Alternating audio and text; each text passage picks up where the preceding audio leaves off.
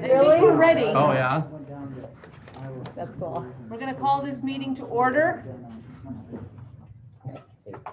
Good evening. Welcome to the March 23rd City Council meeting. If you'll please stand and join me in saying the Pledge of Allegiance. I pledge allegiance to the flag of the United States of America and to the republic for which it stands, one nation, under God, indivisible, with liberty and justice for all. Thank you. Jackie, can you call the roll, please? Councilmember Hewlin. Here. Parker. Present. Kling. Here. Schroeder. Here. Southall. She's trying to log in. So. Merchant. Present. Mayor Pepper. Thank you. All right, first thing on our agenda is open forum public comment. Is there anybody here that would like to speak about something that's not on our agenda? Time. Sure, come on up. Do you have a form that you filled out? Yes, ma'am. Oh, the staff can take the form.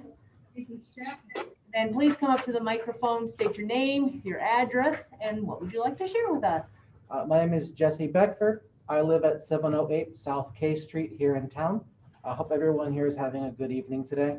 I wanted to bring to the City Council's attention a petition for a request to amend the City Code of Ordinances in regards to Chapter 55, Section 5, which is pertaining to the keeping of livestock and poultry on residential lots, as well as Chapter 165, Section 9, which is just the general zoning for residential and agricultural lots.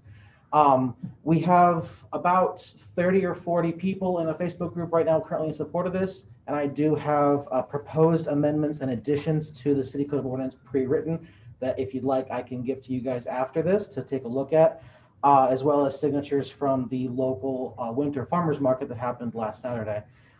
Basically, I feel that as it stands with the city disallowing the keeping of livestock and poultry on residential lots, it's not in keeping with the state of Iowa's kind of general aesthetic for being an agricultural minded state.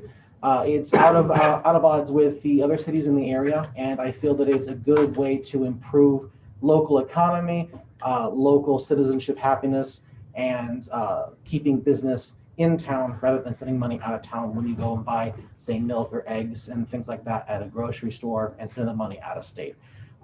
So I do have that written up where it would have the ordinance 55, chapter 5, section 5 written up differently and amended, and then 2 new parts of that chapter 55 that would expand on what is and isn't allowed and how it would be policed, and then as well as what property sizes would be required to keep certain types of animals. Okay, thank you for your presentation, for your work on that. Please give that document to Jackie. She'll make sure all of council has a chance to look at that. And then council, if you'd like to talk about that further, let me know. Thank you. Thank you very much. Thank you. Is there anyone else that would like to participate in public comment? All right, hearing none, seeing none, we're going to move on to the consent agenda. Is there a motion? I'll make it. I'll wait. I'll hold up. You're going to wait. Yes. I need to pull claims, Yes, you 7B. do. I'm sorry. I knew that. Thank you, Heather. You bet. Thanks Thank for you. waiting. Now I'll make a motion to approve the consent agenda. Second. Second. Ryan, I would like you, if you would be, there's a lot on our consent. There are a couple things that we need to just highlight, want to point out, want to discuss. Sure. Really no discussion, just mainly highlighting. There's a number of things that a lot of what goes on consent are items that are business as usual. So issuing liquor license or different sort of permits for businesses, approval of a renewal refuse hauling permit for waste management.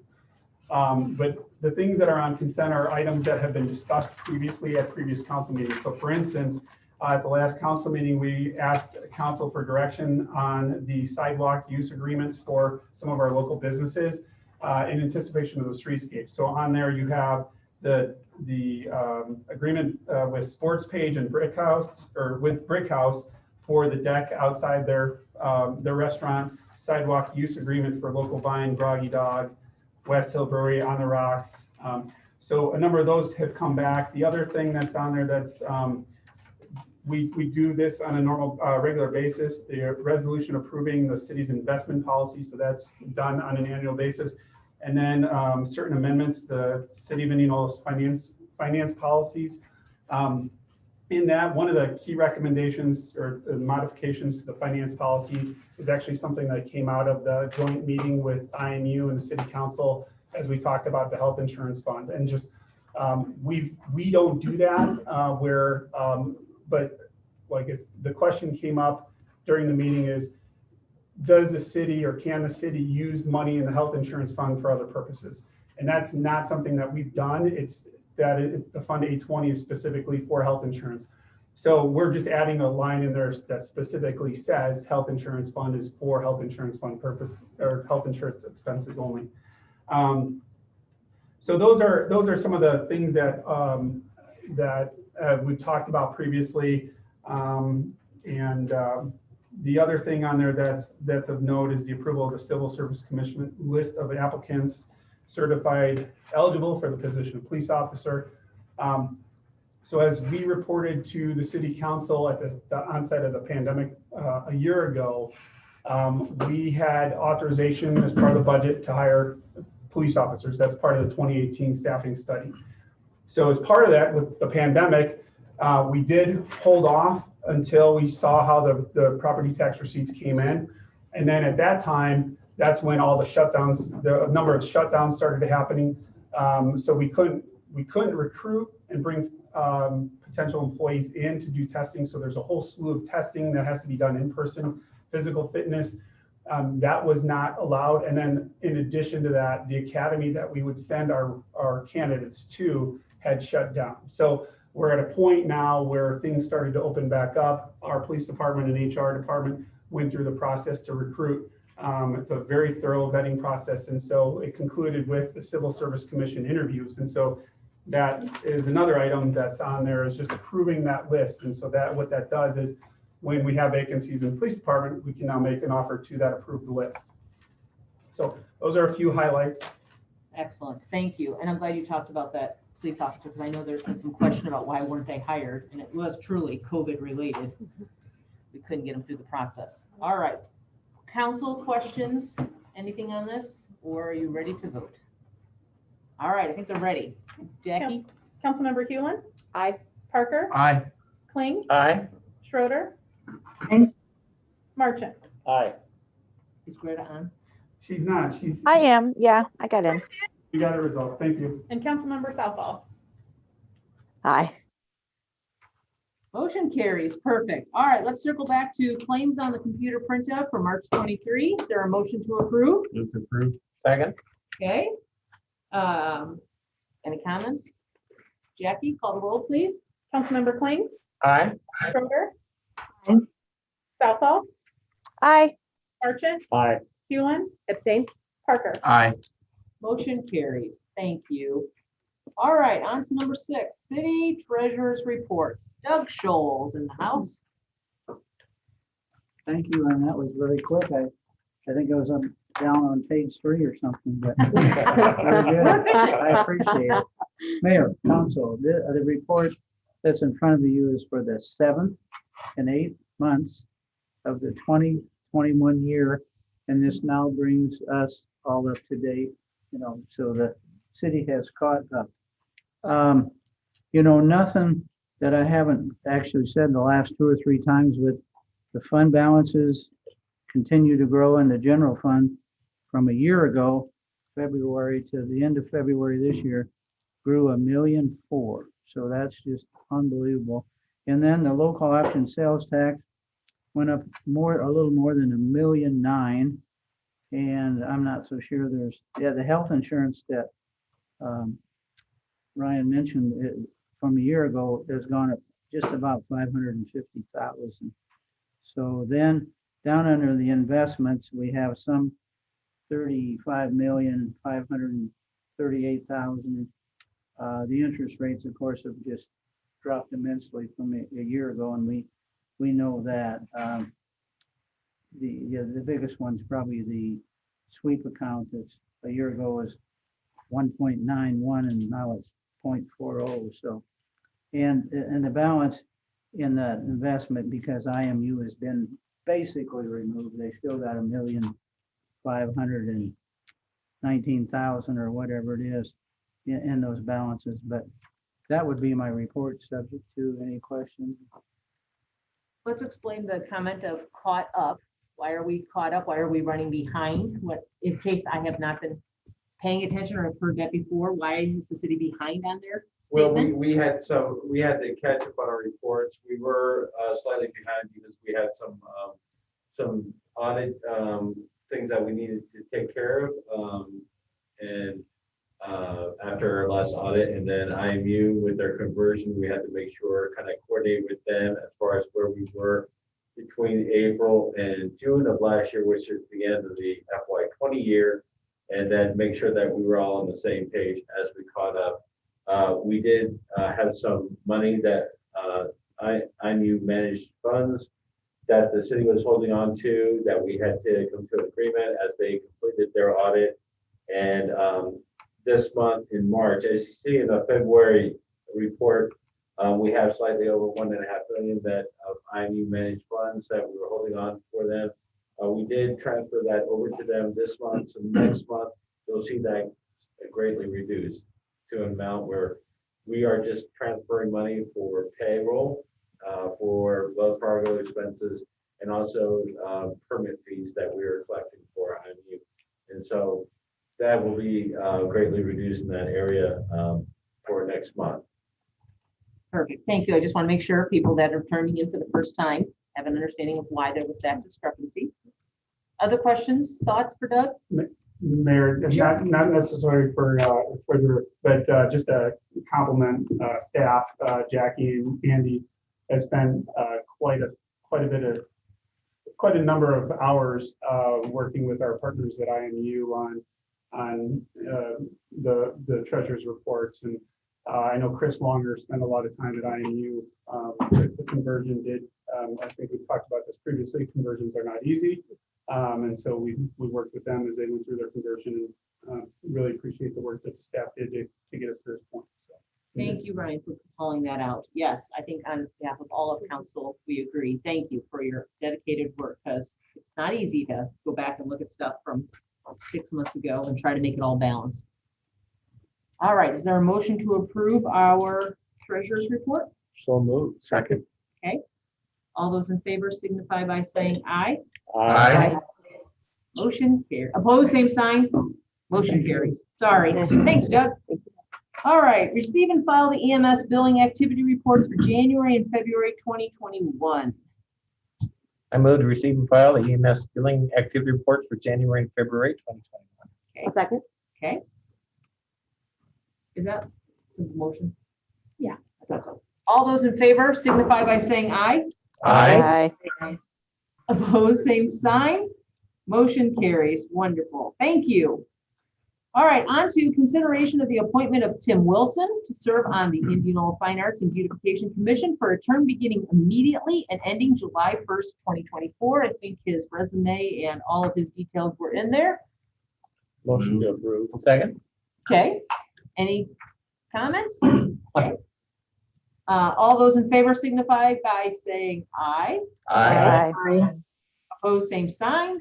Motion carries. Thanks. Welcome aboard, Tim. Glad to have you joining our Fine Arts and Beautification Commission.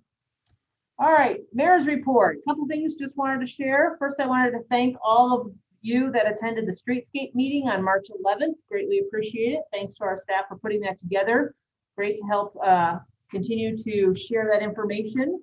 And more of that will be discussed yet tonight in council study. So Glad we had some folks. I unfortunately could not be there because I was attending an emergency management meeting with Warren County. I've also attended last night's IMU meeting, and I have an update on that in a minute. I just want to always encourage people to take a look at the city website. Of course, there's always all of our council business, lots of good information, lots of things happening in this wonderful community. But also just to point out, there are some jobs available. So if you have some students that are looking to earn some money, there's some great jobs there. And always, we're looking for great people to serve on our boards and commissions. So please, please, please apply. Love to have more people serving our great community. We had a joint meeting on March 10th with IMU to go over health insurance, just to start getting a sense of where that's going to look like for this next year. I thought they did a really good presentation of reviewing all that information. Yesterday, yes, it was Monday, East Iowa Extension has started. That is great for economic development. That's, for those of you that I'm not sure where I'm talking about, that's the East Iowa, that's out in front of the Missouri Valley Training Center. That's east of 15th Street. We're thrilled. That'll bring some extra shovel-ready areas for economic development. So we're thrilled with that. And then March 31st, last night IMU discussed it, and council is going to be joining them. March 31st at 6 p.m. here in council chambers. We will be having an IMU city billing forum. If you have questions about your IMU bill, which also picks up 3 things that the city oversees, that's stormwater, that is sewer rates, and that is recycling, please join us. We want to make sure people understand how that bill works. Where do you go if you have questions about it? We might not answer your specific question, but we will take down your name. And if it's a city one, the city staff will follow up and call you. And if it's IMU, electric, water, they will follow up with them as well. So please put that on your calendar and plan on joining us. Some of the council will be here, I will be here, and some of the IMU board will also be here. I think that is my report for now.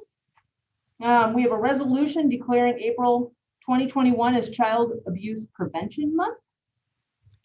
Is there a motion to approve that? So moved. Second. Okay. Jackie, can you call the roll, please? Councilmember Kling, Aye. Schroeder, Aye. Southall, Aye. Merchant, Aye. Hewlin, Parker. Aye. Motion carries. Wonderful. Thank you. Metro. So then we're moving into some reports. Metro Advisory Report. Bob was our representative usually for that, but he was not able to be at that meeting. So I was there as well. I usually attend. They just did a lot of updating on some bills. So there's a lot of bills that the state legislature is looking through, voting, bottle bill, gun restrictions. There's a list of things that made it, things that didn't survive. The bottle bill didn't survive. So just wanted to say they continue to do a wonderful job of keeping all the cities apprised of things that will impact cities, their budgets moving forward. So just want to make sure you all knew that. Bob, we'll see you at the next one. Yep. All right, moving on to public consideration, old business.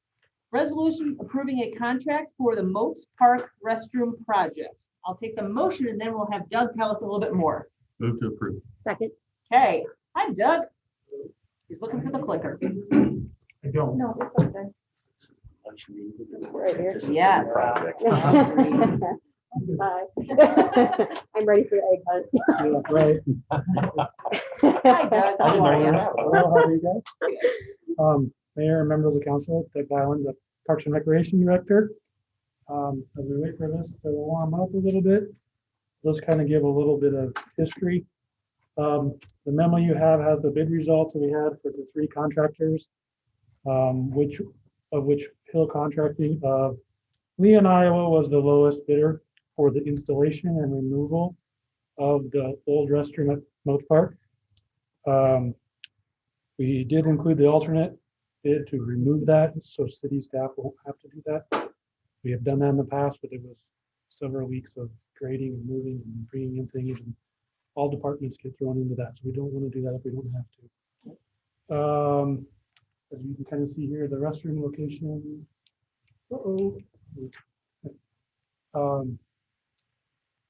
It's just kind of on the west side of Moats Park. I have an old picture that we took today of the park, and then the one there on the lower right is basically the same footprint, but where it is now, with some trail modifications to make it ADA compliant and make it more accessible for residents that are using it. assuming the council approves this, staff will start coordinating the building purchase here this week. Determine when the restroom removal will happen so we can minimize the amount of time that the portable restrooms, we don't want to have those as little, even though this one's bad. We like flush toilets better than portable ones. So we'll keep those in there. And even though it's over the engineer's estimate, I got the letter there from Tim at Snyder and Associates that talks about the environment seems pretty favorable. Probably wouldn't get any better bids if we waited for that kind of thing. So the remainder of the project that's over the 100,000 that we were talking about would come from our special revenue account in the Parks and Recreation Department, which Andy will be yes, because we need to get that split down. One of the things auditors have recommended.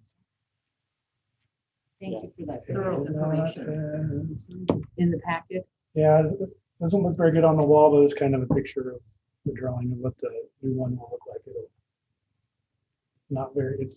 It's much better if you're watching online, from what I understand. Because we purchased this unit. Yes, it comes all pre-built. We just have to, big crane puts it in place. Perfect. And this is one of our top used parks, would you say? Oh yeah, and it's one of the most visible because everybody drives by it. It's most Yeah. visible. Agreed. And it's used year round. The restroom won't because unfortunately it's got to be closed in the winter time. Questions you. for Doug? I think it's a great, Looks long great. overdue project. Yes. Needed, Yeah. yes, much needed. Agreed. All right, there's none other. Let's call the roll. Jackie? Councilmember Kling, Aye. Schroeder, Aye. Southall, Aye. Marchant, Aye. Hewlin. Aye. Parker. Aye. Motion carries. Thank you. Moving on to West Highway 92 tree planting project. We're gonna have a public hearing first and then a resolution. So I need a motion to open that public hearing. Motion to- Oh, go ahead. Heather's got it. But Greg can have a second. Perfect. Jackie? Councilmember Parker, Aye. Kling, Aye. Schroeder. Aye. Southall, Aye. Marchant, Aye. Hewlin. Motion carries. All right, Doug, give us highlights of that. Yep, so on the map here, you'll see the proposal for the planting of 21 trees along the north side of West Highway 92, kind of where the activity center, All Creatures Mall, Vice Construction, all that area over there. We received bids from 4 companies, of which Timber Pine of Earlham was the lowest of the 4 bids. We do have a reimbursement agreement that you remember with Iowa Department of Transportation, that they will reimburse us for the full cost of planting, staking and mulching these 21 trees. And then our staff will take care of them, water them for at least 3 years to establish them, to make them hopefully live forever, as long as you can a tree, right? That's right. That's gonna be a great addition to that street. Greenery. Any other comments, questions? Anybody from the audience wishing to speak about this?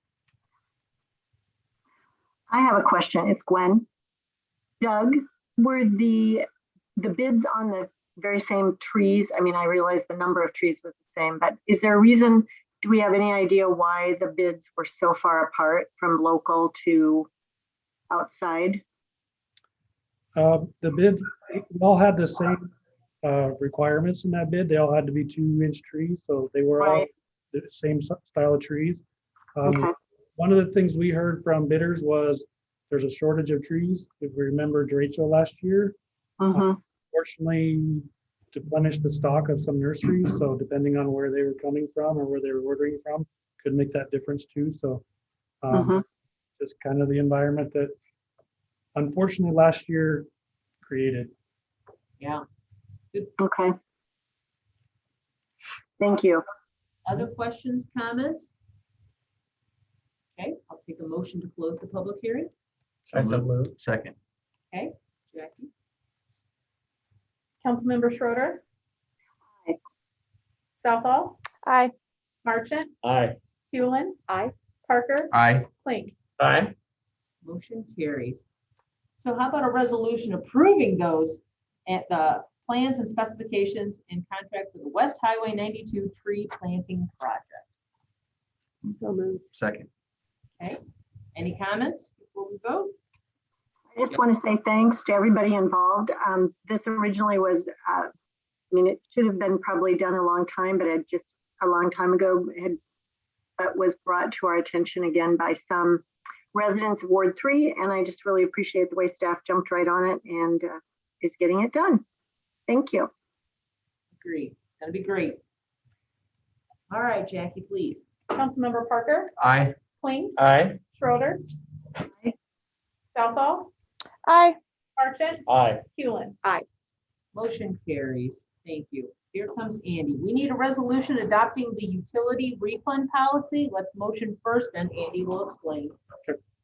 Move to approve. Second. Okay, Andy. Okay, Mayor, members of the council, when we were reviewing the finance policies, we also looked at the rest of the council policy folder. And also we had an incident where Waste Management missed a person a couple times during the collection of recycling. What we noticed was that we had a policy in place for refund of sanitary sewer charges, but not for recycling or for stormwater charges. So this resolution and adoption of these policies seeks to correct that so that we have those refund policies in place. The person seeking the refund will need to meet certain requirements that are included in the policy. It allows for the city manager to approve any refund up to $1,000. Anything over that would have to come before the council. I'll entertain any questions. Thanks for catching this. Thanks for cleaning up the policy. It's always good to be reviewing and updating. Any other things? All right, Jackie, call it, please. Councilmember Hewlin, Aye. Parker, Aye. Kling, Aye. Schroeder, Aye. Southall, Aye. Marchant. Aye. Motion carries. Wonderful. Thank you. On to new business. Resolution approving brush facility services for 2021. We'll take the motion first, and then AP is going to tell us a few things. Is there a motion? I so move. Second. Okay. Hi, AP. Good afternoon, good evening. This is AP. I'm Public Works Director for City of Indianola. So we have come up with a plan for the brush facility services for this calendar year. I want to point out a few things before I move with our plan for this calendar year. Some of the services that we provide for the brush facility is yard waste, electronics recycling, hazardous waste recycling, and mulch loading services. These are the four broader categories that we provide at the brush facility. And what we have come up is for this calendar year, we will be functioning from April 3rd to November 21st. So generally the brush facility is open on Thursday, Saturday, and Sundays. We will be extending it only if the weather is conducive, is not conducive. And during the week of December 2nd is where we plan to extend the dates. The two annual events that we hold up every year is to provide free yard waste program, the electronic recycling, citywide cleanup, and the household hazardous waste. So we have 2 times a year that we provide these services. One thing I want to point out is the hazardous waste. We have generally provided it on a daily basis, or throughout the year we have provided this. During this year, we are unable to provide that service because we are not able to get certification for the employees that we have due to the pandemic. They are not providing that certification, so we will not be able to provide that. Instead, we will be providing the 2 times service during spring and fall that we are partnering with the Bondurant facility that's there for the recycling. So we'll be partnering, and these are the dates that we plan to do. The citywide cleanup during spring, the springtime is at the curbside, whereas the fall time we do it in the brush facility. So, so this is what we are planning to do. If you have any questions, if not, I'll move to the next slide. I have a question. Yep. I like there's an extension. I do have a question about the extension. Yep. When would that be determined? Is it if it was going to be open on December 2nd, would that be announced to the public? Yes. In a Yes. certain time frame in advance? So this year, what we did is we came to know that there was if we hear a lot of complaints from residents saying that, hey, we didn't have enough time, the weather wasn't cold enough where the leaves didn't fall. So this year, historically, we have extended the dates. And the reason why we have extended is because the leaves haven't been collected. So that's when we decided if the weather was cold enough and the leaves have all fallen down, we're not hearing from residents, we do not extend. But mostly, there's a high possibility we have extended based on the complaints that we receive from residents.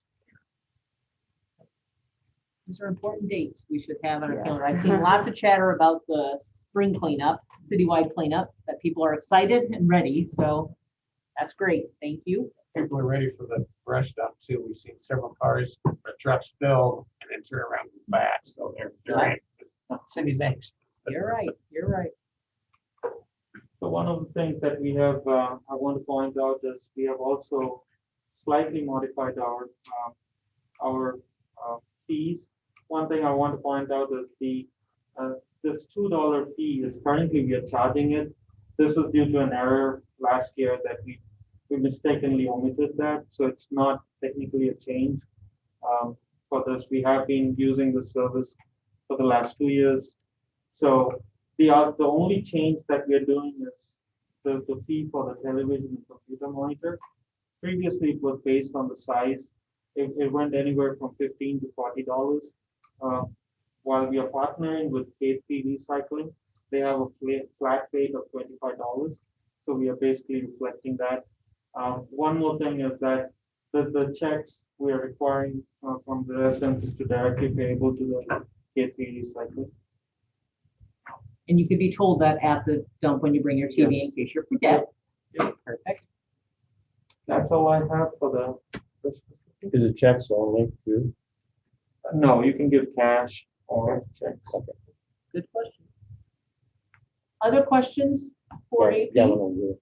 I'm sorry, Ryan. No, it's not a question. As we learned, the pandemic last year, several of our normal partners with this service that we offer, some of the partners that we worked with, just we're not offering that anymore. So AP and his staff had to go through and research and find different vendors that would offer these services. So it's not, and even working with the hazardous waste drop off, the certification, a lot of those changes were due to the pandemic, but I really appreciate the staff coming through and trying to find a way to make it work and seek out the vendors that will help us and really streamline the process. So. And for us to be able to continue these services. So thank you. Good point. Thank you, Ryan. Anything else? All right, Jackie, we'll take the roll, please. Thanks, AP. Councilmember Schroeder, Aye. Southall, Aye. Marchant, Aye. Hewlin. Aye. Parker, Aye. Plain. Aye. Perfect. Motion carries. Thank you so much. Next is a resolution approving the city's annual fee schedule. We'll take a motion first and then Andy can give us an update. I'm just advancing. Okay. Motion to approve the resolution approving the city's annual fee schedule. Second. Okay, perfect. Andy, give us an Mayor, members of council, if you have any questions about any of the fees that have been changed in the fee schedule that's included with your packet, just let me know. If you have a question specific to a fee change in that department, we have the department heads here or on Zoom that can address those. But we do this each year annually so that it coincides with the adoption of the budget for the next fiscal year, so they can start on or around July 1st for the beginning of the next fiscal year.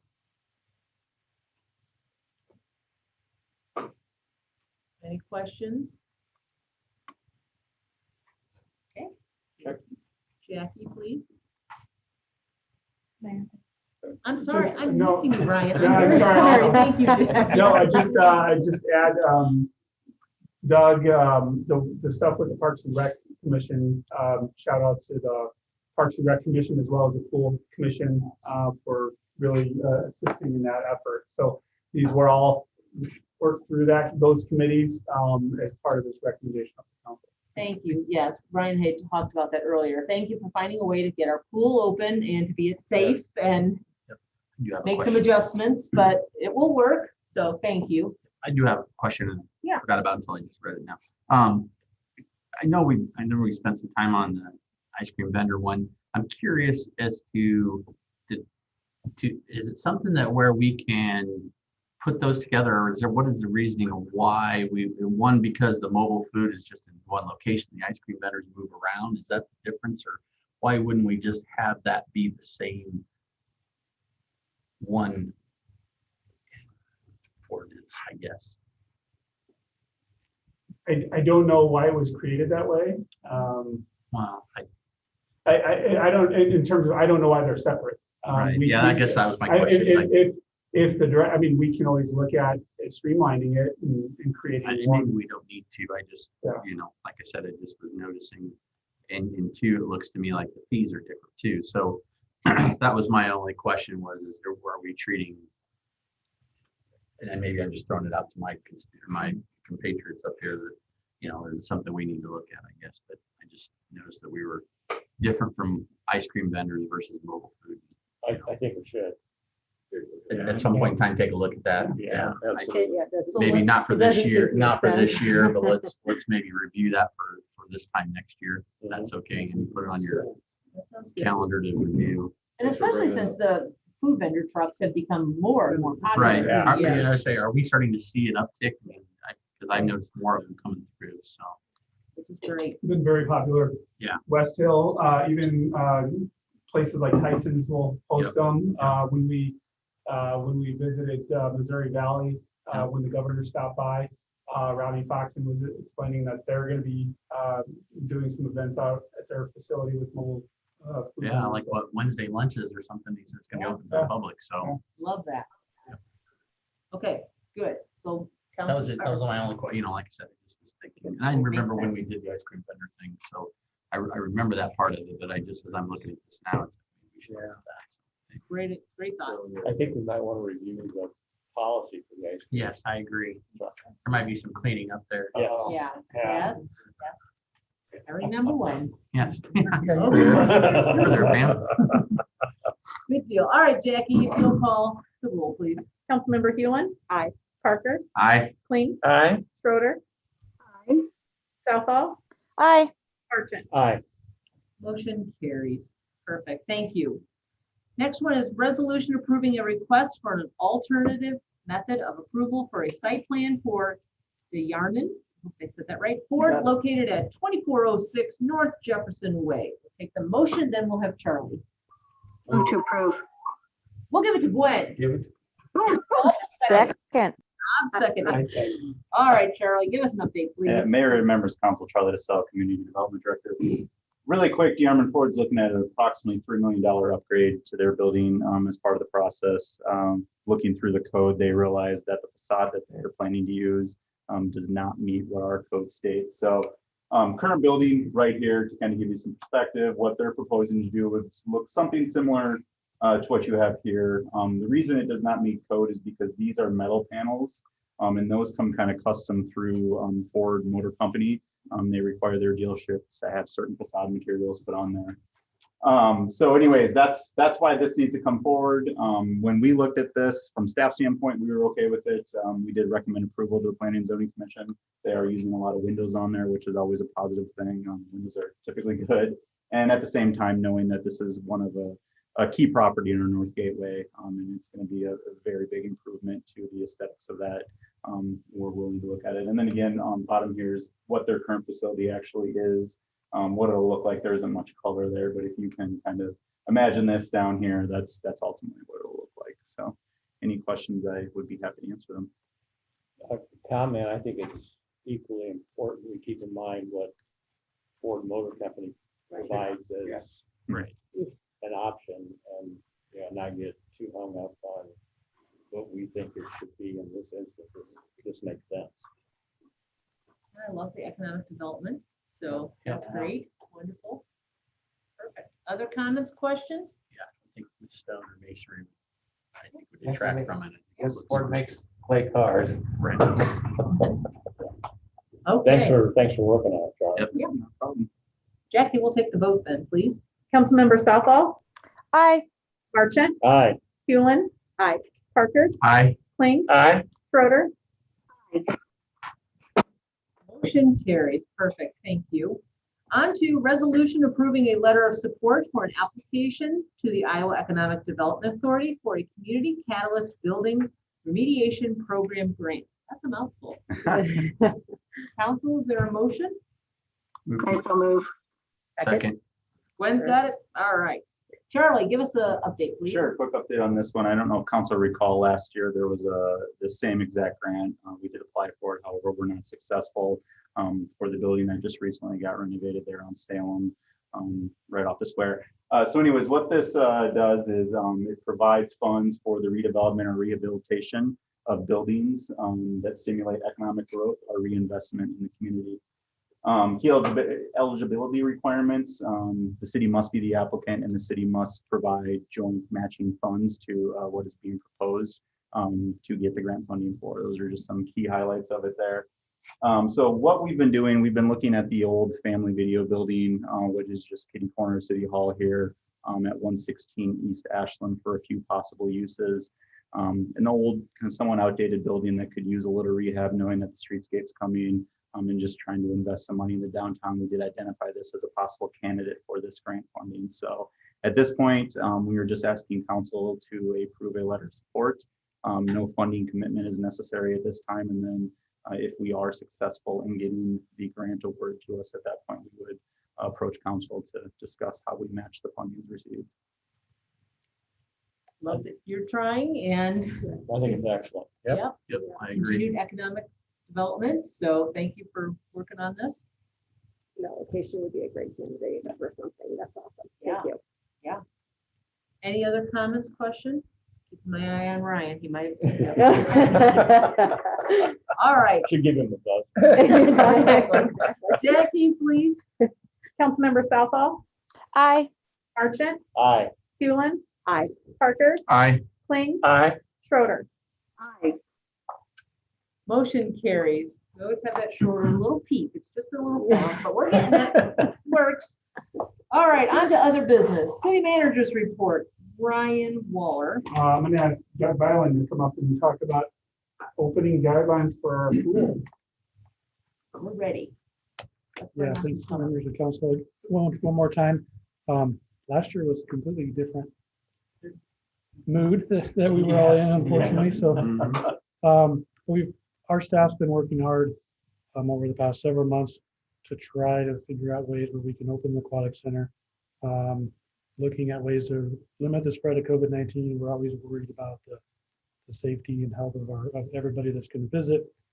Looking at recommendations from the CDC, Iowa Department of Public Health, American Red Cross on staff, on spacing, hygiene, all of the things that we have. So what we're looking to do is have our season start May 29th. It would tentatively end August 22nd, depending on what school does. We would limit capacity to 440 people, 442 instead of our 745, again, to try to keep people hypothetically 6 feet apart while they're in the water. They'll have to have masks on when they're there, except for when they're in the water. We'll have a lot of signage up to remind people of this, all the things we're used to of keep social distancing, wear masks, hygiene, don't come if you're ill, all those normal things that we're used to. We'll work on a lot more disinfection of the high traffic areas. Thanks to the fire department, they've already got one electrostatic sprayer that they've purchased, and they just got a note from Chief Cheer here yesterday that they're looking at got another grant for more smaller ones, so we'll be able to use those. Thanks to the fire department on that. We won't have chairs that people will have to be able to sit on. They'll have to bring their own if they want to sit and enjoy the pool without swimming. Concessions, the snack bar will be open, but our tables will not be available because of, again, we're not going to be able to wash them every time somebody gets up and down, up and down, up and down. So we'll have to move our eating to the grassy areas around the pool. We'll talk about staggering admissions. The people that have pool passes can come in half hour earlier than the people that are have general admission. Since we are going to have to limit the amount of people that can be there, we're going to look at right now admission will be limited to just Warren County residents only. So it's definitely different than what we've had. We'll limit our class sizes for swim lessons to try to limit staff exposure and other people that are there. And then we'll, in order to have smaller class sizes for swim lessons, we'll have more sessions, and then we'll have less opportunity for pool rentals. We'll just move those to Saturdays and Sundays only. Used to have them a couple days during the week as well. So those are the things we're proposing right now. We'll evaluate those guidelines. Hopefully we'll have possible changes and we can relax some of these other things if things go on, we get more vaccinations and other things that are going on. So hopefully things could change by the time May 29th rolls around, or if we need to change something on July 1st or something like that too. So just kind of wanted to give everybody an update of what we're looking for. So I'm just gonna ask, because it sounds like they may be switching to 3 foot instead of 6 foot, so, if they do that, that's something you'll adjust. Right. Because you know what's gonna happen, it's gonna be really hot this summer, and then everybody's gonna want to go to the pool. if it's 3 feet, then we'll be right back up to our normal capacity. Thank you for your diligence in keeping our thank you. citizens Nice job, safe And our staff, it's hats off to our staff for all the research on all this. and finding a way to make Yeah. it work, and we'll adjust. Yes. Thanks for the update. Thanks, Doug. Thank you. Brian, anything else you'd like to share? No, just reports. Okay. Oh, actually, yes. Tomorrow is a statewide fire or tornado drill. We've been advertising that, but 11 a.m. 11 a.m. We're ready. I move that we receive and file the correspondence from city manager February 26th, March 5th, and March 12th. I was reading my mind. Second. There's a second. Okay. All those in favor signify by saying aye. Aye. Opposed, same sign. Motion carries. All right, next thing is enter into a closed session in accordance with Iowa Code Section 21.51C to discuss strategy with legal counsel in matters that are presently in litigation or where litigation is imminent and where its disclosure would be likely to prejudice or disadvantage the government. Motion to go into closed session. Second. Jackie? Councilmember Hewlin. Aye. Parker. Aye. Kling. Aye. Schroeder. Aye. Southall. Aye. Archon. Aye. Motion carries. And? So for those that are viewing online and those in the room, we're going to go into executive session. So we're going to close the doors and shut off the cameras. And then when we are done, we will come back in. So I know we've got a few people attending electronically. We just don't want them to think that the meeting's done. Yes, well, and then we'll end this meeting, but we're moving into your mention that because we are moving into council study session. That's correct. Perfect. And our next council meeting is April 5th. So we're going to move into closed session. If you want to hang tight. That'd be great. Greta and Glenn will call you. Sounds good.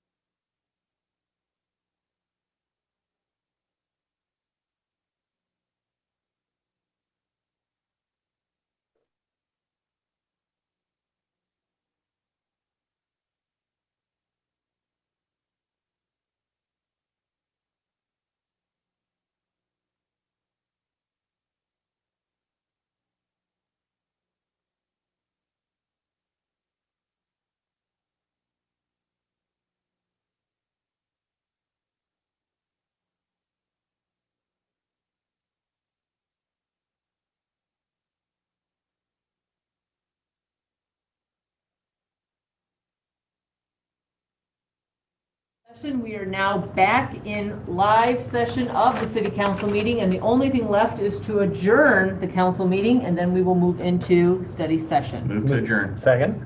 All those in favor signify by saying aye. Aye. Opposed, same sign. Motion carries. We are out of that, and we're moving into, do we need to Thanks, break Doug. it all? Or we're good to go into, We had a break. Power through. Had a break. all right, we're going into council study session. First thing on the agenda is update regarding the Square Streetscape project and the one-way to two-way conversion on Howard Street, Buxton Street, and around the square.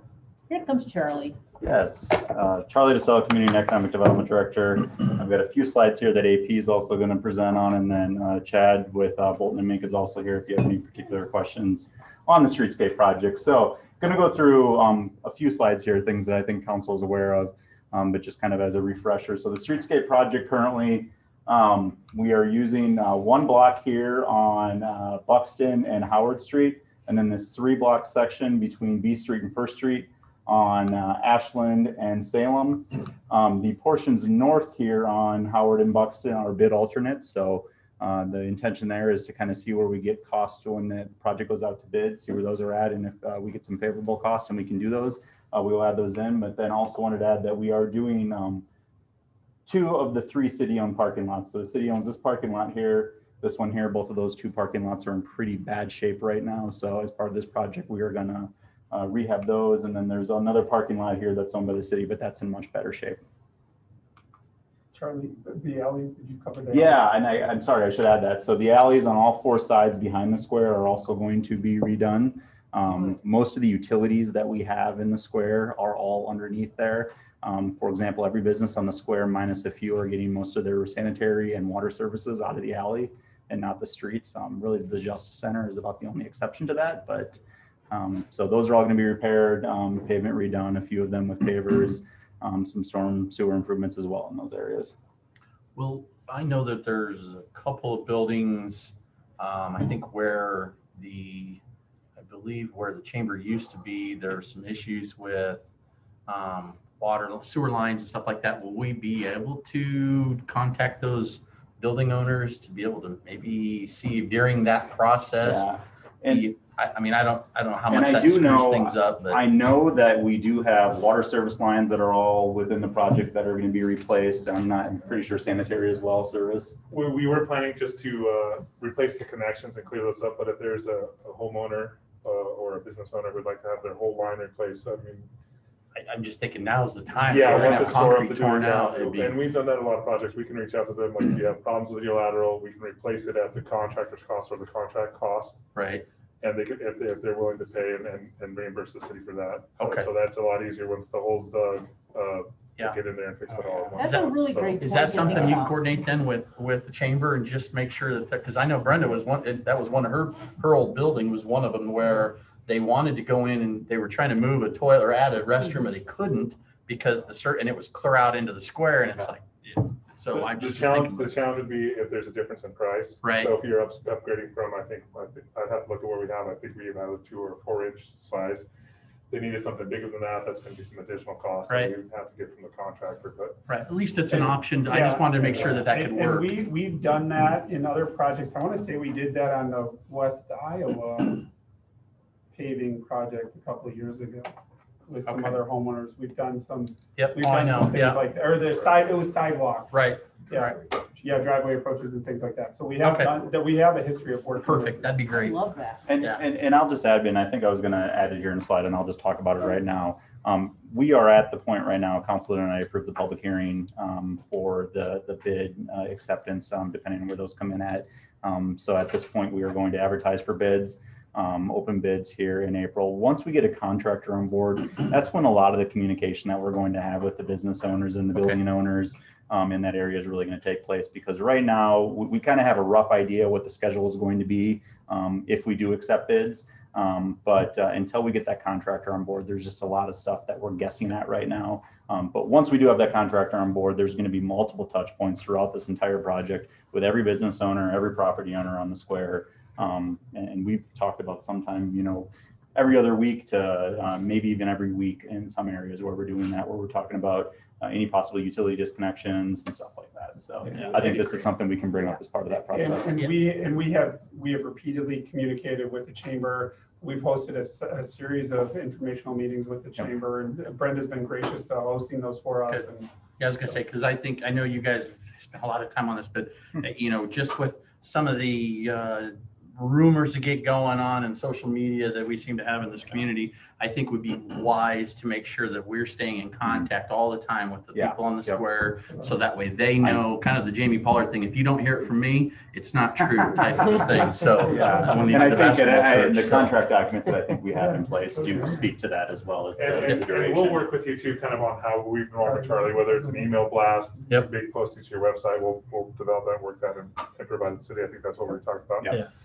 We can also put to Facebook, the city's Facebook, whatever means or methods you'd like us to use that you find most effective. Yeah. We'll definitely work to make sure that those updates and anything that changes, we'll get those uploaded right away. Perfect, that'd be great, because there's a lot of amateur PEs out there, so. That's a really I good. appreciate that, so. That's a really good point with all the misinformation that's going on social media. Exactly. And can we also make sure that I might own the building, but you might be running the business, that both ends are being communicated with? Because just because I'm the business owner or building owner doesn't mean I'm telling you things. And then you're like, why do I have power today? Well, I knew it, but you don't. Yep. Perfect. Thank you. Good. So on utilities, one thing we wanted to note, obviously the streetscape project is street. We're doing a lot of improvements to the street, but one of the bigger portions of this is the utility replacement and upgrades that we're doing. So we're replacing and upgrading about 1,000 feet of sanitary sewer. We're removing 1,000 feet of storm sewer and then adding and upsizing 3,000 feet of storm sewer. One of the big reasons for the increase in lineal foot of storm sewer there is because right now the storm sewer lines in the square used to crisscross through the courthouse property. That was all moved for the Justice Center when they did that, and now the new storm sewer lines that will be put into the streets are actually going to go down the streets and not, you know, the shortest distance possible. So. And then one of the bigger things is we are replacing and upsizing, and can't emphasize enough on the importance of the upsizing of water mains, about 2,000 feet of those. So other big thing that we'll be doing with this project, IMU, I know their board of trustees discussed this last night, but there is electrical fiber, and then we do have other communication lines that are currently overhead on 3 sides of the square, and we will be working on undergrounding all of those for better aesthetics in the alleyways. And I want to thank the IMU Board of Trustees for, because it really wasn't on their window of doing things, and they took this on. So I appreciate that, because it just makes it a much better project. So thank you to the IMU Board. And this is, we communicated this, and I don't think it's gotten the attention that it needs, but this is some of the oldest infrastructure in the community. And the water lines, as we've talked to the council about this, the water lines are undersized. You cannot, Fire Chief Chia will tell you that we cannot hook a fire truck onto one of those lines. It would collapse the lines. We've had businesses that have come in and done beautiful renovations, and they can't put in fire sprinklers because the water lines are substandard. So that's something that I don't think has received enough attention, that this is important. Sure, it's going to look pretty. Sure, the trees and the green space added to it and the safety measures, but the infrastructure, this is a key aspect of this project. And I believe Chief Chi will tell you that I think there's a water line that'll be getting replaced. It's wood still. That's how old it is. So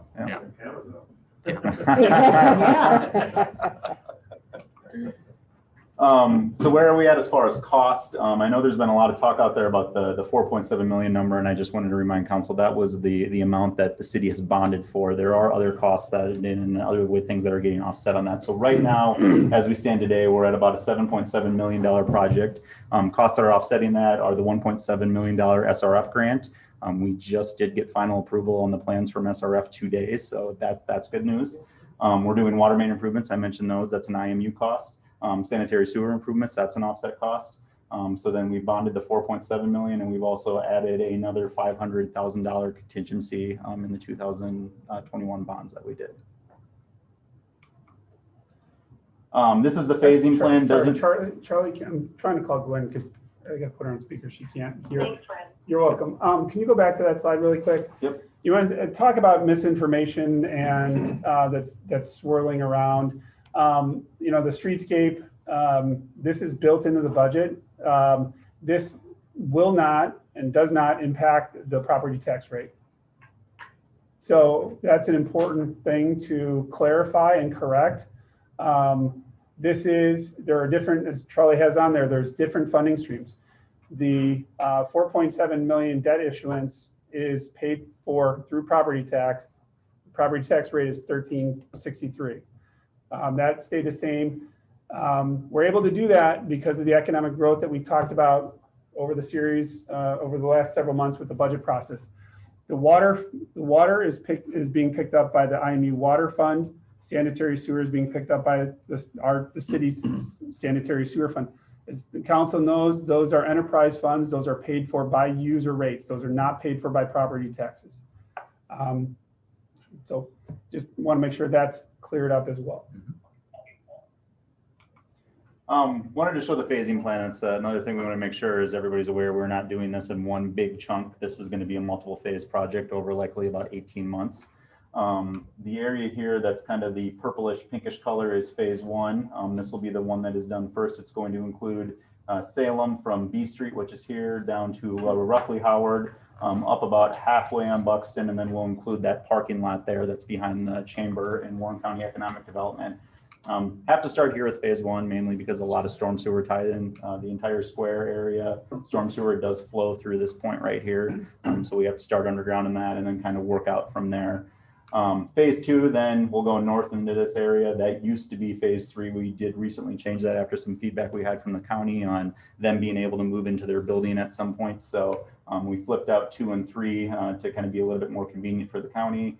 But 3 down here, 4, including just this one block here from First to Howard on Ashland, as well as these alleys. And then 5 includes the section of Howard right here that'll be in front of the Justice Center. Big reason on that is the Justice Center being constructed. There's a lot of construction trailers that are out there that we've been told they cannot move. So because of that, we are planning on doing this as our last phase, just to let them kind of get all of their equipment out of there, and then the city can go in and finish our project. It looks like we're trying to really cooperate with the Justice Center, and changing our phases is, another way to help their project and hopefully help our own. So, I just want to point out that I think our staff has done a great job, including Bolton Mink, of trying to make things work to be compatible with what the county's doing. Great point. So thank you. Councilman, if I can jump on, the other thing too is to minimize the disruption to our businesses on the square. Yeah. So again, Charlie and Chad and the team have done a really good job of phasing this in that way. Keep in mind, this is a construction project. We know that there's a duration of this project, so this will not last forever. It may feel like it sometimes, but the phasing is meant to limit the disruption to the businesses. And during our informational meeting that we had March 11th, Chad talked about how that phase one between 40 to 80 days will be closed. But then what's going to happen is while they're working on the road, the sidewalk's going to stay open. Then when we have to go to the sidewalk, the road will be open. We'll be maintaining access to all the businesses throughout the project, no matter what phase you're in. There might be some disruption when the utilities get hooked up, but it's no different than a road project where we have to disconnect the house for a little bit to allow for the water connection or the sewer connection, the electricity or fiber. So again, this is the goal is to minimize as best as possible the disruption, and the phasing is a big part of that. Well, I think if I remember right, IMU said during the questions that were asked during the public meeting that it would be an hour or 2. So it's not like there's going to be major disruptions. Yep, So and that's the same for all utilities. It's anticipated it would be, at most a couple hours. Obviously, there's things that can happen where it could be a little bit longer, but it's not going to be days. And I think, like you said, Ryan, I mean, from clear back in the very beginning, when I sat in Brenda's office at the chamber and we kind of started talking this and set this thing in motion, the idea was to pick it up at the same time that the county was rebuilding the Justice Center, to that way we only impact it one time rather than getting that done and then tear it up again. So it's going to be a mess, but it'll be controlled mess, and everybody will get through it. So. And again, I can't stress this enough. The biggest thing about this project is replacing some of the most outdated infrastructure in this community. Yep. That is a life safety issue. And First and those foremost, economic development as well. But again, that's an important thing that people need to understand and realize. And those things down the road would have to be taken care of anyway. It would have to be torn up to do those. Correct. Went over a few of these things, but where are we at? The 90% documents have been approved. 100% documents have been delivered as we anticipate putting this out to bid. We have continued to coordinate with utilities and with the county, business owners and public. We're going to advertise for bids that will happen yet this evening. Plan on opening bids on April 14th, depending on where those come in, possibly awarding a contract on April 19th. Construction is going to begin, we would anticipate in May and June, but like I mentioned before, it really depends on contractor schedule and we get them on board. Skipped over the one-way to two-way conversion. We anticipate that happening on May 17th, and the next few slides I have from here are really going to go in a little bit more in depth on that. So what meetings have we had? Brian mentioned that we've had many public meetings on this. I've listed them all up here, and this is all really since the point of where we had a contract in place with Bolton and Mink to start the engineering and design on this. There's obviously a lot of meetings that happen on the planning process for the streetscape plan, but these are the ones that we've had really in the last 6 to 8 months. I'm going to have AP come up and kind of explain the traffic studies in relation to the one-way to two-way conversion, just kind of give some background on that. And then once we get to the end of this, I think that's when we're going to ask council for a little bit more direction. Thanks, Tony. AP Public Works Director. So as a part of this one-way to two-way conversion, we have done some engineering studies on specifically 4 different intersections. One is a traffic signal warrant study for the intersection of Highway 92 or 2nd Avenue and Buxton Street. And then we also did always stop warrant analysis at 3 different intersections, Iowa and Buxton, Iowa and Howard and Clinton. So the first step was when we did the traffic signal warrant study, this was a part of the grant that was awarded to the city of Indianola by Iowa DOT as a part of the TEAP grant. They call it the Traffic Engineering Assistance Program. So the DOT assisted this. Snyder and Associates finished this signal warrant analysis. As a part of this study, we came to know that it does meet the signal warrants even after the conversion. So they have recommended short-term improvements to continue the signal to function as a two-way stop after the conversion is done, and then some long-term improvements, which basically is to upgrade all the signal poles, signal cabinets, and everything that's needed, vehicle detection system. So as a part of the short-term improvements, we are looking at roughly about less than $100,000 or so to do the short-term improvement and keep it functional till we can get to the long-term improvements. We will be trying to secure some additional funding from the Iowa DOT to get to the long-term improvements. And we'll try to accomplish this within the next 2 to 4 years. The interim improvements, we'll try to get it done as part of the streetscape project that we're doing. One thing I want to point out is this signal is one of the oldest signal controllers that we've got in town. It's one of those dial systems which we are afraid to even touch. So it is always strapped with a 4-way stop. If you have seen, there's a reason for that, because we are afraid it will black out sometime. And so what I'm trying to say is that these improvements are coming irrespective of this one-way or two-way conversion. So just want to point that out. Then we have finished the multi-way stop warrant analysis, same federal guidelines. One of the things I want to point out is the engineering study. Now this is one engineering study based on traffic volumes, crash history, etc. The only intersection that met the warrant analysis was the Howard and Clinton, not because of traffic volume or accident attacks, because of the intersection visibility at the intersection approaches. So basically, we're looking at roughly about less than $500 for installing a multi-way stop.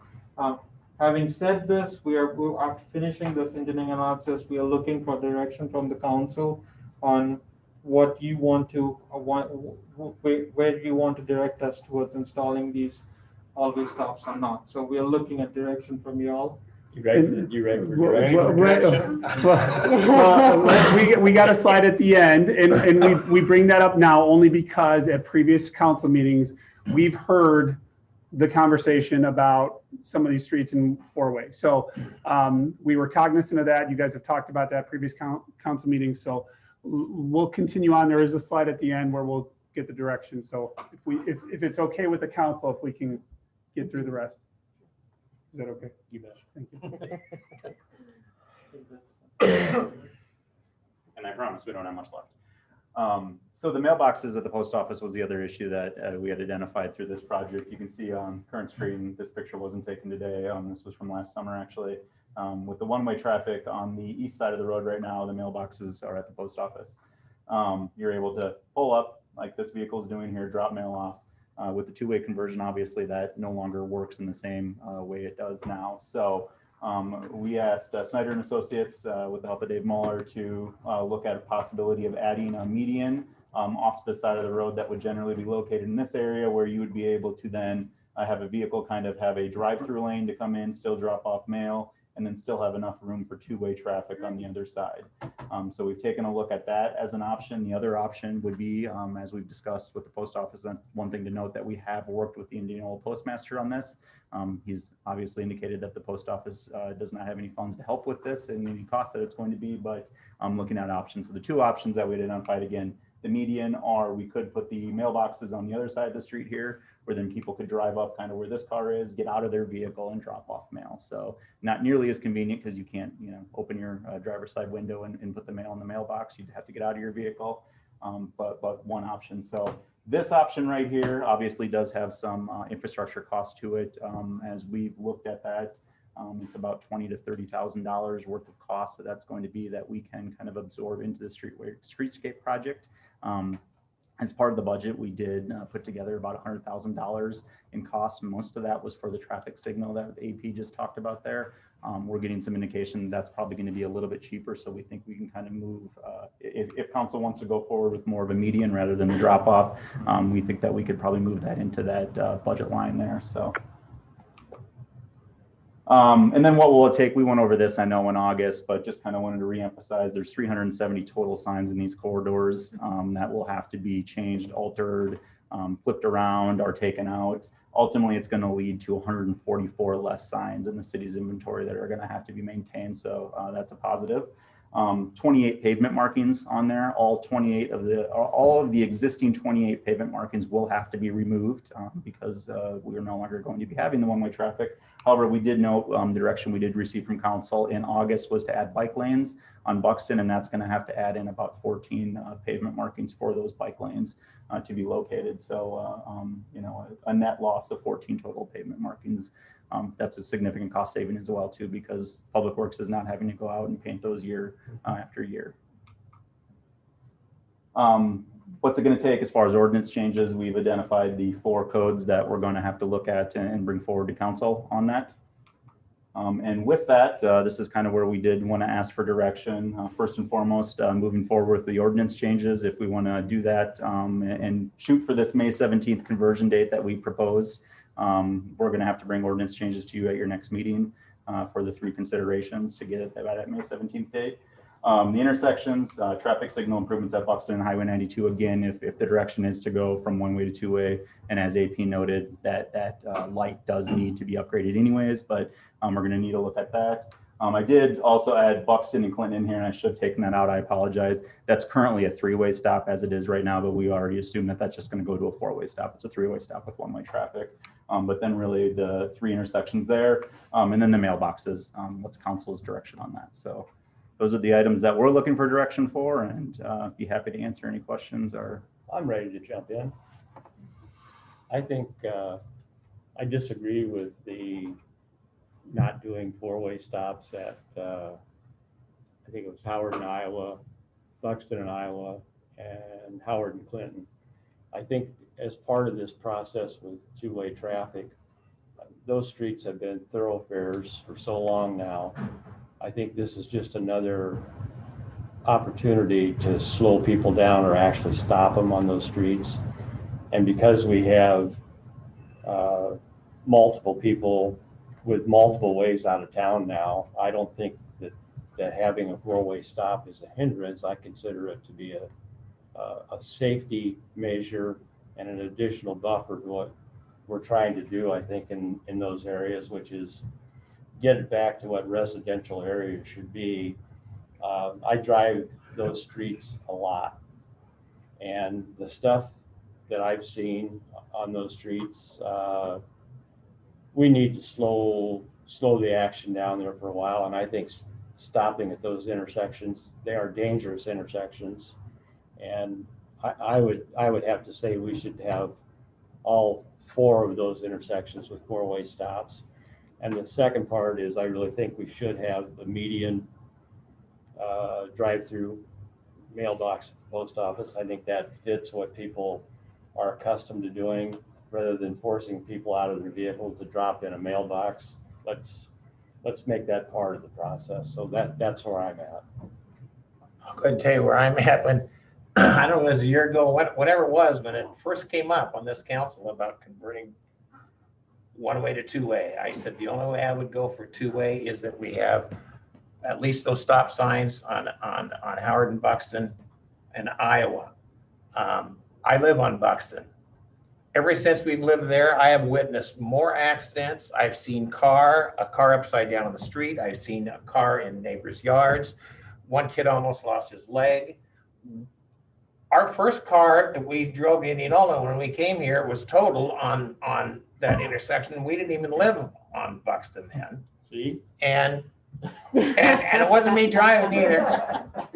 I had an accident where a car pulled out in front of me, and it was considered hit and run. I had to take the street instead when I was on my scooter, and it was considered hit and run because they went on by.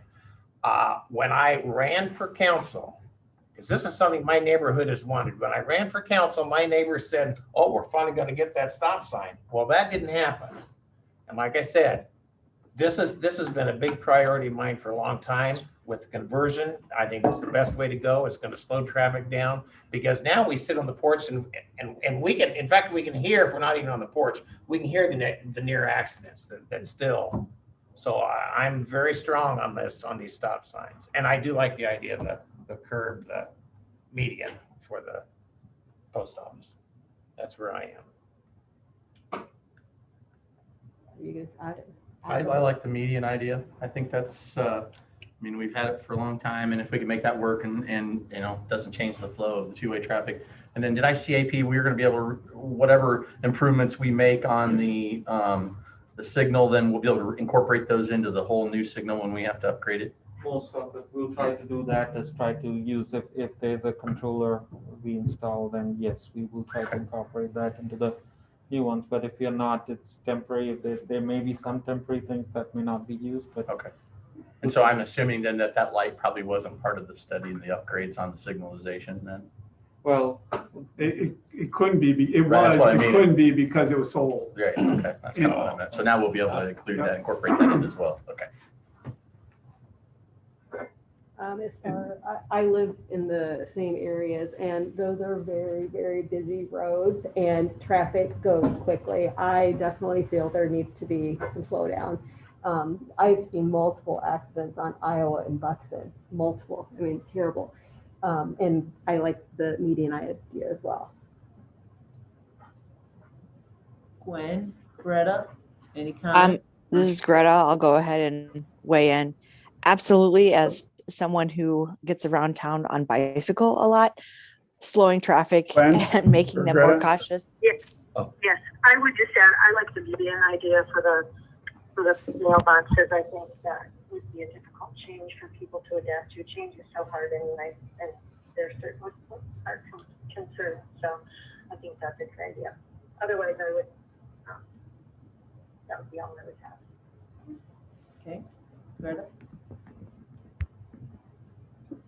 you not hear me? Greta? I'm speaking, but It looks like you're talking, but we're not getting. yeah, any sound. I'm desperately trying to talk, but There we go. Oh, now can you hear me? Yes. Yeah. Okay. Yeah, I kept speaking. In fact, I was speaking immediately about how, as a person who gets around town on bicycle, I love the idea of slowing traffic down and making people more cautious, especially on roads that they're accustomed to sailing through, if you will, in a one-way direction. So I would definitely advocate for the four-way stops in all of the locations, regardless of the traffic warrants or signalization warrant or whatever it's called. And also, yes, if the post office, as the news reported today, is going to perhaps shorten hours, the ability to drive up and drop off your letters would be very convenient for our citizens. So I would support that as well. One thing I wanted to add, and I failed to mention this in the presentation. So this is a good picture to use. With the signal changes that need to take place, with the mailbox changes that need to take place, we still shoot for that May 17th date. The problem is by the time the streetscape project starts, those two dates aren't necessarily going to line up. There's a possibility, and when we bring the ordinance forward, we'll have more clear direction on this. There's a possibility for a temporary amount of time that this last this last block of Buxton will have to stay one way while we work on that traffic signal change over, just because it's not going to work until we do that. So just want to make sure council is aware of that. But when we have that ordinance brought forward at your next meeting, we'll clarify that in a little bit more. Yeah, that's fine. Oh, and Buxton will be a bike lane. Yep. Too. So that's another reason why I think the four-way stops are. Yep. And then it's not, just want to clarify, not a separate bike lane. Right. It's going to be a shared road. Shared So, road, yeah. Is that the answers you need? I think so. Excellent.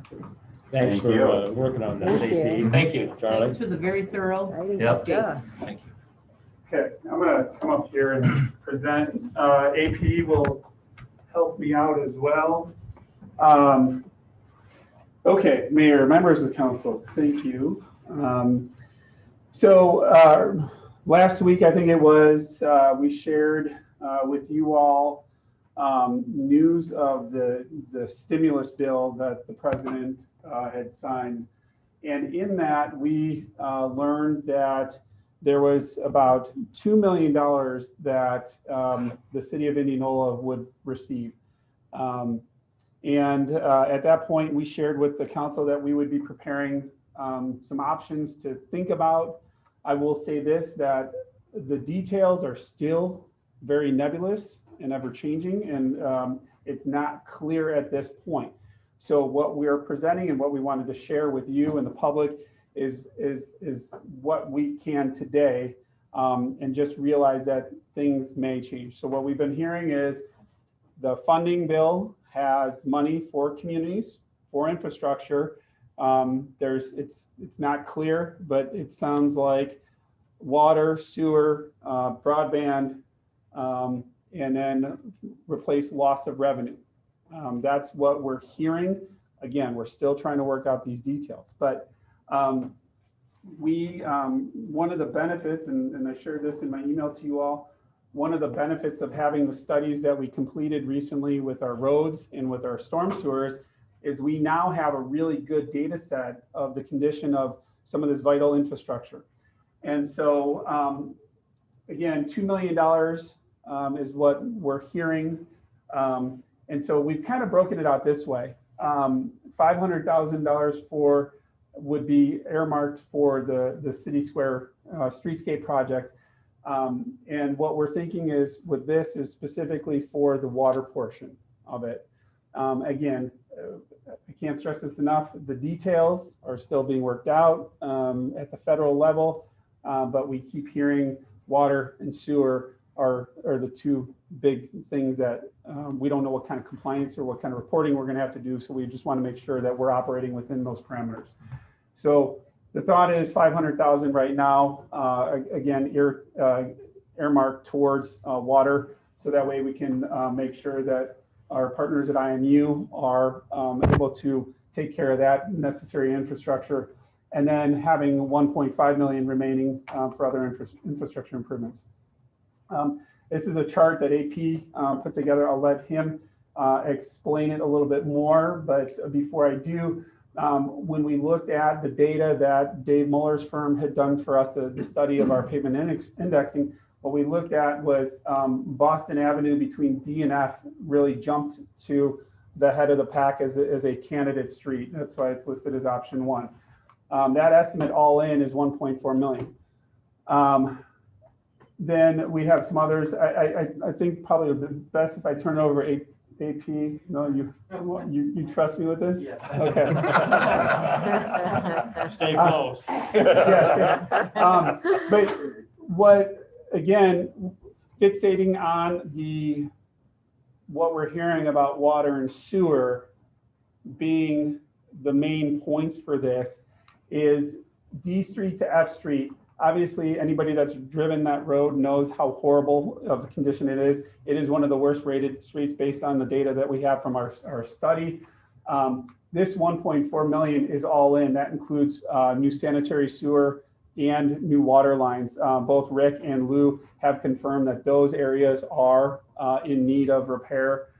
So again, based on what we know today and what we're hearing, that would be able to be justified. Now, one thing that we talked about as a team that we don't know the details on just yet, but whether or not the paving would be covered in that, but it does seem a little bit ridiculous to authorize replacement of sewer and water if you're not able to repair the roadway that it's under.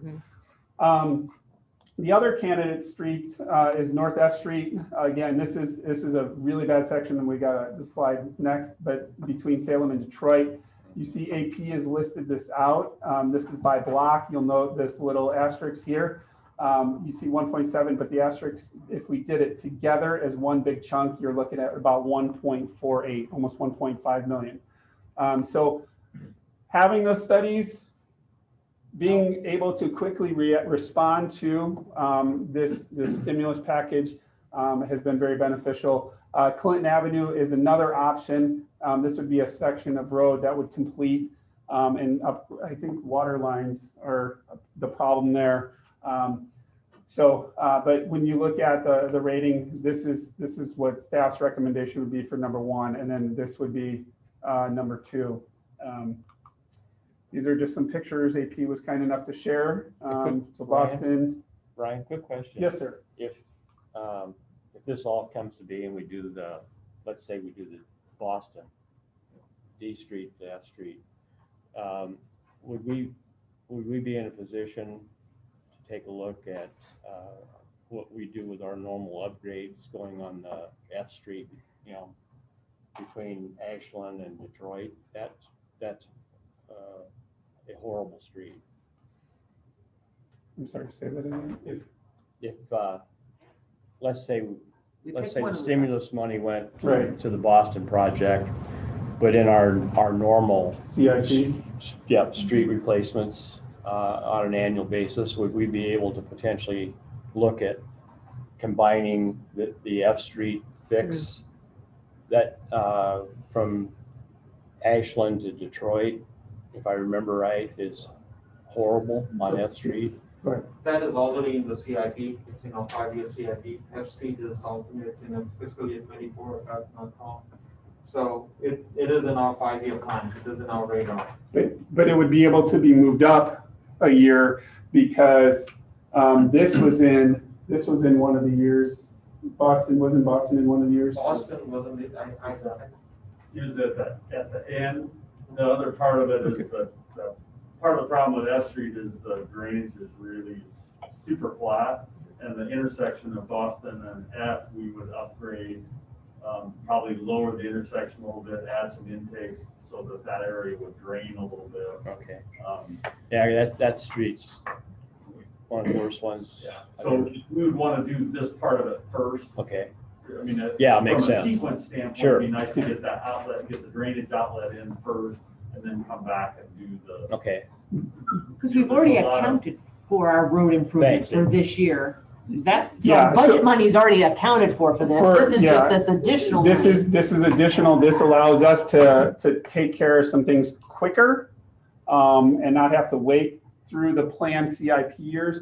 And then what it allows us, the luxury of doing is as we go through the next budget cycle, and that's typically in October when you receive the updated CIP, we'll be able to update that and adjust for this or whatever is decided. If this ultimately comes to fruition where we actually receive the funding or the funding levels that we think. So. And you said lower projects now will move up because one of these projects came off the plate to do. Correct. So it correct. expedites it a little bit. Right. And so we'll look at, I mean, every year, what we'll do is we'll look at the CIP, look at the schedule. We'll look at the data that we've gotten from Snyder with our street indexing and our stormwater. And then we coordinate with IMU. You guys had a meeting today, the development review meeting. So we'll try to overlay our projects with IMU and just kind of, so some of them might have to shuffle a little bit but that's part of the planning process. That's part of the work that we do on an annual basis as part of the budgeting when we're putting together that multi-year look. So my question is, with this COVID money, which I know you don't have specifics yet, is there been any talk about how long we have to use this? Because let's just say we have it, we agree that we're going to fix this first road project, but what happens if IMU says we're tapped out? With everything else we already have. Well, this cost here incorporates IMU's water portion. So that's an all-in cost. That's water and sewer. And so it's 2 years. It's to the end of 2024. 2 years to spend I it. got a webinar tomorrow, then I'm attending. Perfect, good, okay. Yeah. But this would cover that water portion cost. Okay. So same thing with back why we're suggesting the 500,000 for streetscape is we want to make sure that we're also helping, because IMU is a separate entity, we all know that, but they serve the same customers we do. Right. So this money's coming into the city. We want to make sure we're distributing it. We're taking care of the necessary infrastructure needs of the community, because at the end of the day, the people that are benefiting, it's the residents. Thank so, you. So this is all, these costs all factor in, thanks to AP and Dave. This is a tool that we have that factors in what's the cost for concrete, what's the cost for storm, or all the necessary infrastructure. So some pictures.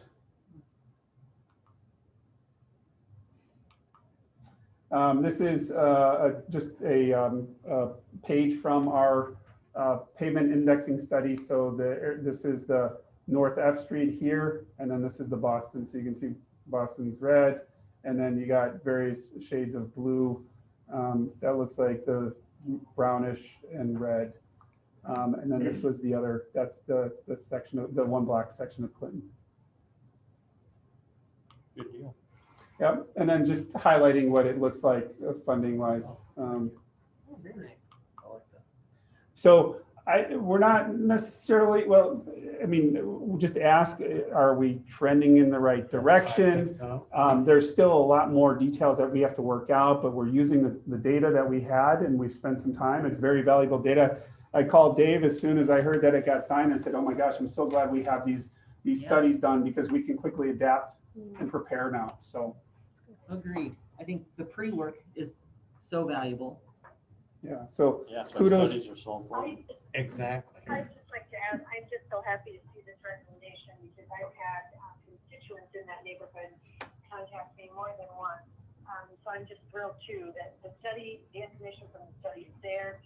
I know it's all pending, the details and understanding the details, but I would really like to see us move forward on that if at all possible once the stimulus details are understood and worked out.